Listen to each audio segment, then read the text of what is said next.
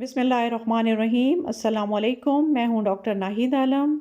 آج کی ویڈیو میں ہم جانتے ہیں کہ ہیپاٹائٹس کیا ہے اور کتنی ٹائپس کا ہوتا ہے۔ ہیپاٹائٹس جگر کے انفیکشن کو کہا جاتا ہے جو جگر کی سوزش کا سبب بنتا ہے۔ ہیپاٹائٹس سے جگر کو نقصان پہنچتا ہے اور اس نقصان کے نتیجے میں آہستہ آہستہ فائبروسس اور سیروسس ہو جاتا ہے، یعنی جگر سکڑنا شروع ہو جاتا ہے۔ ہیپاٹائٹس کی دو فارمز ہیں، ایکیوٹ اور کرونک۔ ایکیوٹ ہیپاٹائٹس یہ شارٹ ٹرم انفیکشن ہوتا ہے، اس میں پیلا یرقان ہو جاتا ہے جو 6 مہینے کے اندر آہستہ آہستہ ریکور ہو جاتا ہے۔ کرونک ہیپاٹائٹس جب ہیپاٹائٹس 6 مہینے سے زیادہ عرصے کا ہو جائے اور مکمل طور پر ریکور نہ ہو تو اسے کرونک ہیپاٹائٹس کہا جاتا ہے، جو کہ لانگ ٹرم چلتا ہے۔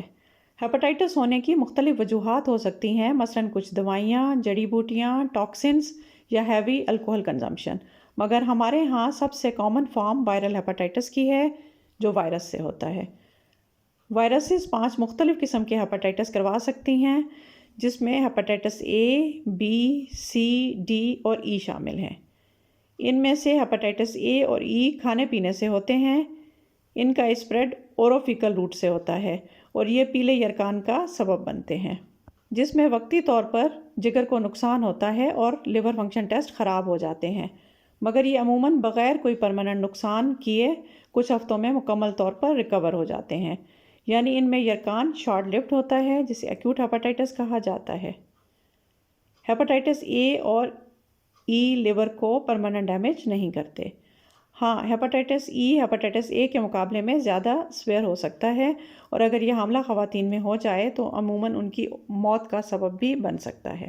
ہیپاٹائٹس ڈی اکثر اوقات ہیپاٹائٹس بی کے ساتھ مل کر ہی پیلا یرقان کرتا ہے، اکیلا یہ یرقان کا سبب نہیں بنتا۔ جبکہ ہیپاٹائٹس بی اور سی کو کالا یرقان کہا جاتا ہے۔